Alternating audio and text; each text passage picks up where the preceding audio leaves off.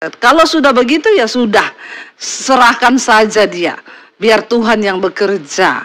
Ya, tapi udahlah, kita ndak usah menghakimi. Yesus sedang menggambarkan orang-orang yang suka menghakimi, seringkali mereka itu punya dosa yang lebih besar daripada orang lain. Buatlah dirimu tuh sibuk, supaya kamu ndak ada waktu untuk melihat kejelekan orang, supaya kamu nggak ada waktu menceritakan kejelekan orang, kamu nggak ada waktu untuk sakit hati. Buatlah dirimu tuh sibuk. Luar biasa, walaupun banyak masalah tetap luar biasa. Iya, hari ini tema firman Tuhan adalah penghakiman dan pengampunan, ya. Mari kita buka bersama langsung saja Matius pasal yang ke-7. Injil Matius pasal yang ke-7, ayat yang pertama sampai dengan ayatnya yang ke-5. Firman Tuhan berkata, judulnya adalah hal menghakimi, ya. Ayat yang pertama baca bersama. Jangan kamu menghakimi supaya kamu tidak dihakimi. Jangan menghakimi supaya tidak dihakimi. Saudara, kita kalau dihakimi senang enggak? Enggak, ya. Tapi kita kalau menghakimi senang atau tidak? Ya, haleluya. Alkitab berkata, Yesus bilang, jangan kamu menghakimi supaya kamu tidak dihakimi. Karena semua orang tidak ada yang mau dihakimi. Ya, nanti kita akan belajar, saudara. Apa sih yang dimaksud Yesus di sini? Ayat 2 baca bersama. Karena dengan penghakiman yang kamu pakai untuk menghakimi, kamu akan dihakimi, dan ukuran yang kamu pakai untuk mengukur akan diukurkan kepadamu. Ini sama dengan dikatakan bahwa hidup ini adalah hukum tabur tuai. Ya, kita jangan suka menghakimi orang lain supaya kita tidak dihakimi. Tetapi bukan berarti tidak menghakimi di sini kita kompromi dengan dosa. Ya, itu bukan berarti yang seperti itu. Karena apa yang kita pakai untuk mengukur itu juga yang akan diukurkan kepada kita. Ya, makanya kita dikatakan jangan suka menghakimi supaya kita juga tidak dihakimi, dan ukuran yang kita pakai menghakimi orang lain itu akan diukurkan kepada kita. Ayat 3 berkata, baca 1, 2, 3.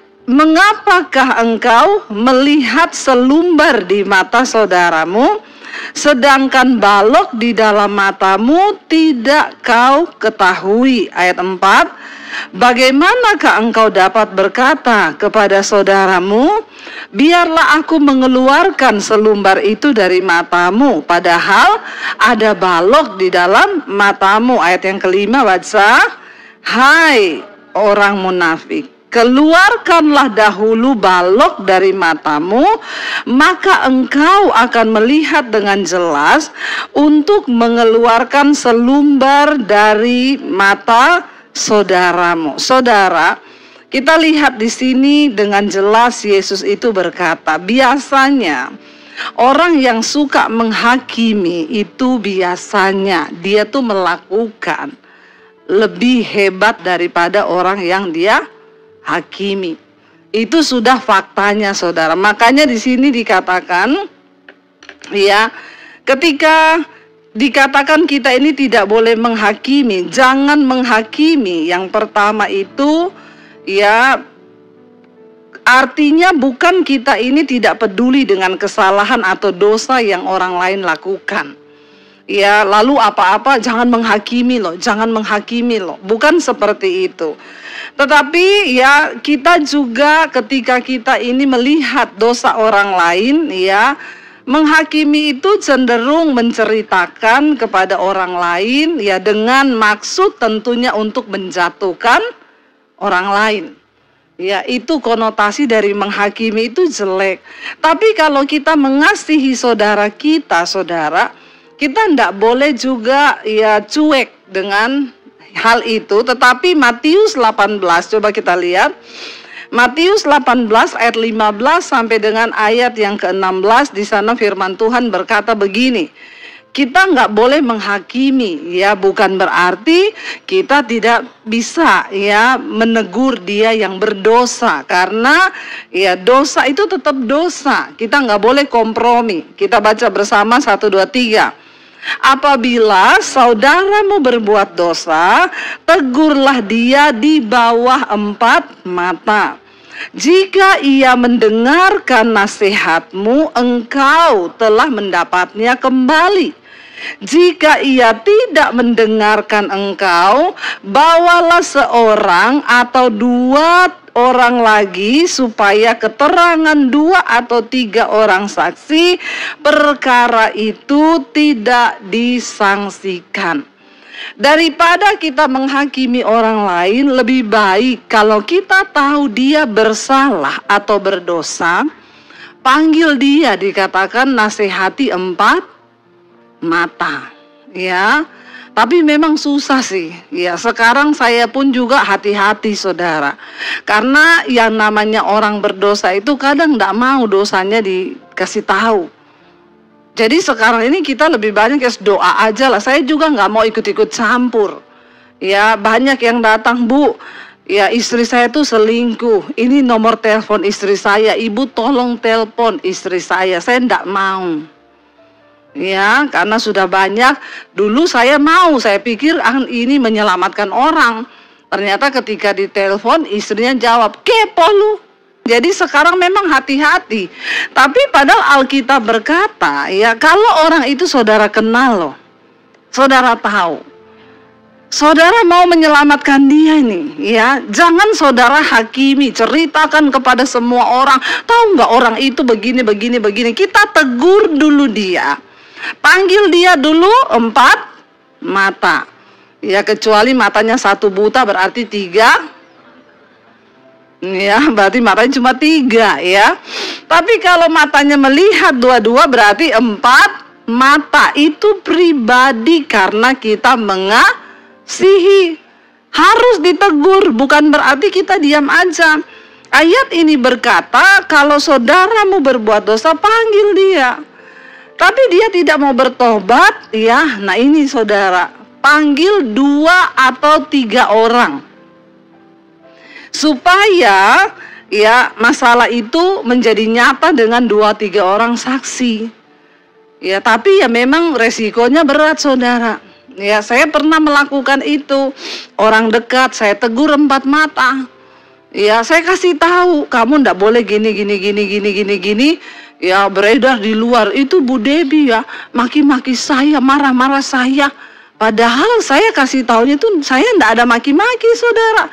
Tapi di luar ya itulah, saudara. Kalau sudah begitu ya sudah, serahkan saja dia, biar Tuhan yang bekerja.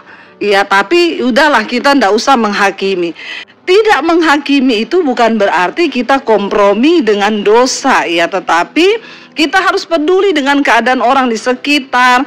Ya, itu bukan berarti kita mau mencampuri urusan pribadi. Karena saudara sekarang ini ya orang itu kadang tidak sadar. Tapi ada juga ketika kita tegur dia sadar.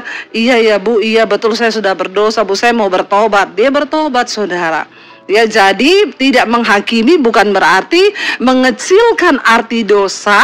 Tetapi kita ini ya, karena menghakimi itu tujuannya mengkritik dan ada niat jahat sih di dalamnya, untuk menjatuhkan orang, untuk menjelekkan orang, ya. Jadi kita harus sama-sama berdoa, saudara. Kita lihat lagi, saudara, dalam Yakobus 4 ya ayat yang ke-17, di sana juga dikatakan ya kalau kita ini mengasihi orang, maka ya kita harus menyelamatkan orang itu, ya, dan kita itu harus ya berbuat baik, ya, dan tidak ya membuang orang yang berdosa. Jadi jika seorang tahu bagaimana ia harus berbuat baik, tapi ia tidak melakukannya, ia berdosa, kata firman Tuhan. Ya kalau kita tahu kita bisa tegur dia baik-baik, ya tegur dia baik-baik. Jangan menghakimi, kata Yesus, ya. Jangan mencari-cari kesalahan. Tapi kita lihat di sana, saudara, Ya, pada zaman Yesus itu tidak melarang kita mengkritik loh. Mengkritik dalam arti ya positif. Karena Yesus sendiri pun banyak mengkritik orang-orang Farisi pada zaman itu ya. Dia juga menegur mereka dengan keras karena ya mengkritik dengan tujuan baik itu beda dengan kita menghakimi, saudara. Menghakimi itu kadang juga mengambil hak Tuhan. Saya tuh kadang ditanya, Bu, dia itu dulu sudah pernah menikah loh, terus menikah lagi, Bu. Emang dia mau masuk surga? Saya bilang itu bukan hak saya menentukan orang masuk surga atau tidak. Tuhan punya hak pribadi. Ya, jangan tanya sama saya. Karena kalau kita bilang, oh dia nggak masuk surga, itu kita sudah hakimi, kita mengambil haknya Tuhan untuk ya berkata dia masuk surga atau tidak, itu bukan hak kita. Ya, Tuhan punya hak, ya memang tidak dibenarkan, tapi Tuhan punya hak sendiri. Ya, itu kita sudah menghakimi, saudara.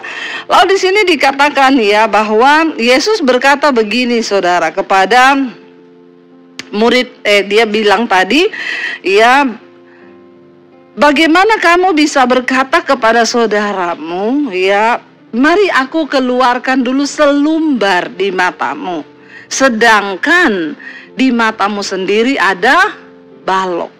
Saudara, dalam bahasa Yunani, selumbar yang dipakai di sana itu bunyinya adalah karpos. Karpos itu serbuk kayu dari tukang gergaji.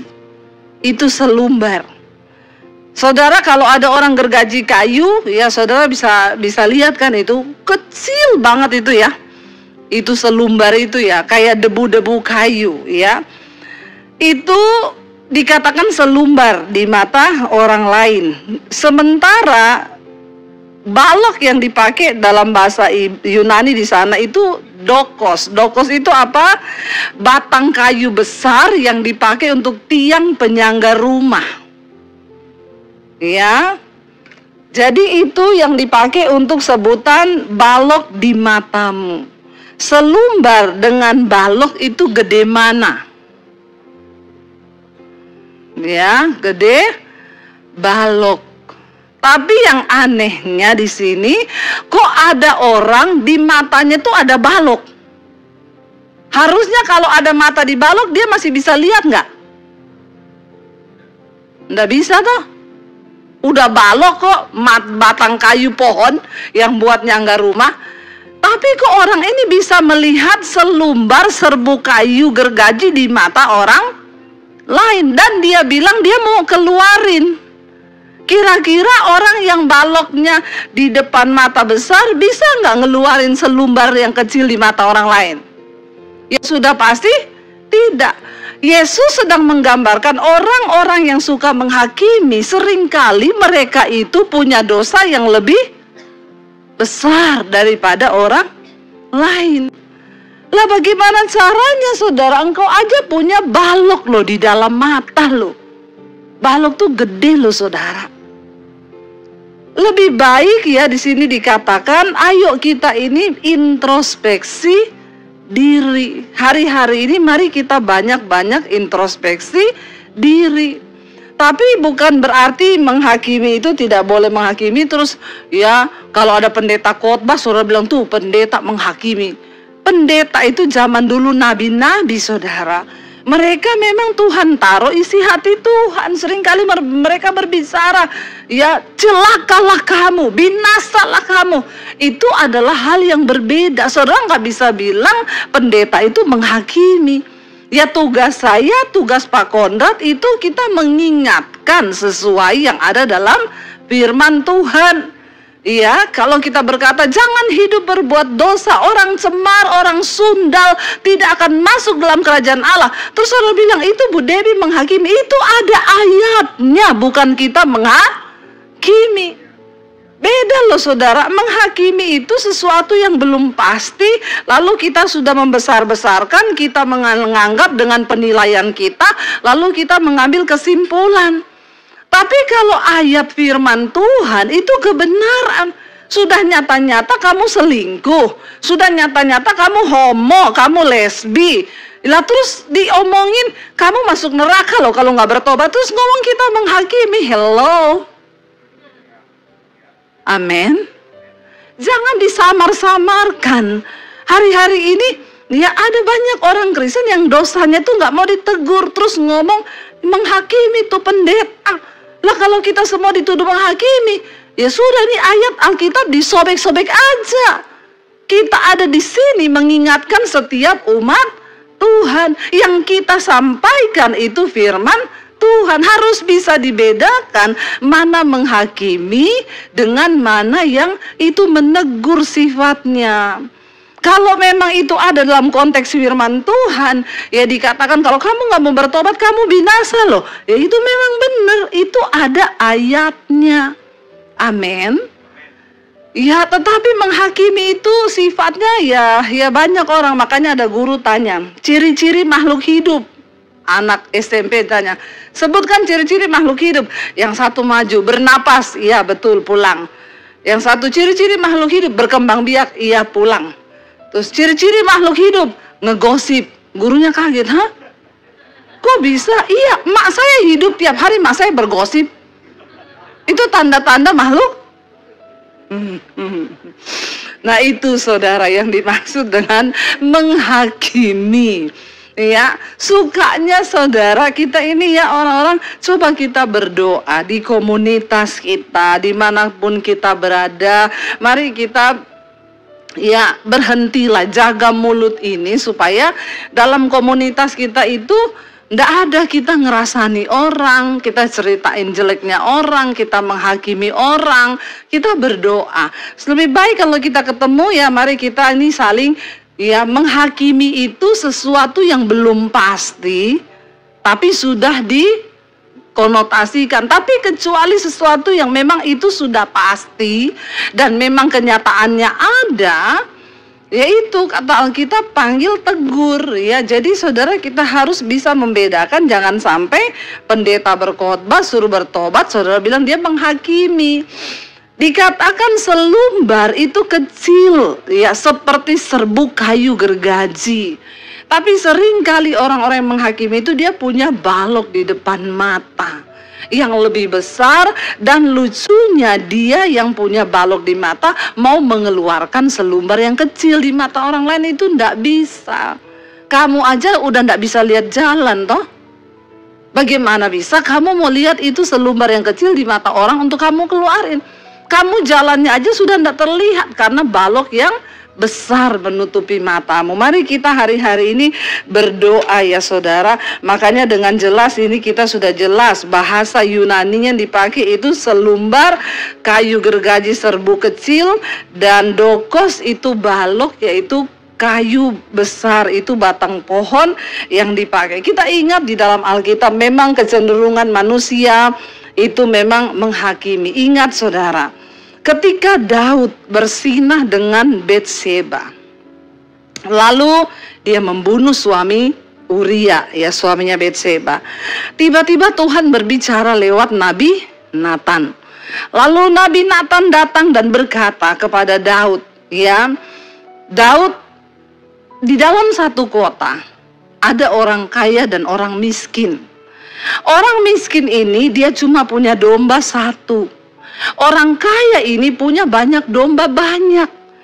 Tapi tiba-tiba orang kaya ini dia tidak mau mengorbankan dombanya, tapi dia mau ambil domba punyanya orang miskin yang cuma satu-satunya. Lalu dia ambil domba itu dibunuh ya untuk dia mendapatkan keuntungan. Daud ini tidak merasa bahwa cerita itu adalah cerita tentang dirinya yang sudah mengambil Betseba, istri dari prajuritnya Uria. Daud kan bisa memperistri banyak karena dia raja, dia punya kekuasaan. Tapi Uria itu cuma punya istrinya Betseba. Tapi Daud mengingini, padahal Daud itu sudah punya banyak gundik. Tapi saudara, ketika Nabi Nathan berkata itu, Daud langsung ngomong apa kepada Nabi Nathan? Tunjukkan orang itu. Demi nama Tuhan yang hidup, orang itu harus mati.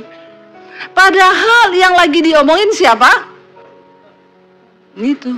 Dia punya balok di mata besar. Langsung dia bilang itu pasti orang jahat ya, kebangetan ya, udah kaya kok mau ambil domba yang cuma satu punya orang. Inilah saudara, memang tanpa disadari kita ini manusia, semua memiliki roh yang sama, cenderung menghakimi orang lain. Bahkan Daud pun saat dikatakan begitu, wah marah dan berkata, demi Allah yang hidup, orang kaya itu harus mati.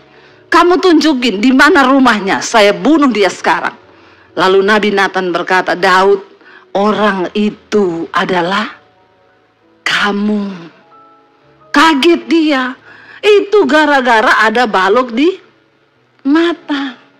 Dia tidak bisa melihat kesadarannya, padahal ceritanya itu mirip dengan apa yang dia lakukan. Memang gak ada yang tahu, tapi Tuhan maha tahu. Tuhan kirim Nabi Nathan ngomongin dosanya. Akhirnya ketika Nabi Nathan bilang, kamulah orang kaya itu, kamu mengambil Betseba istri Uria dan suaminya kamu bunuh untuk mendapatkan kesenangan.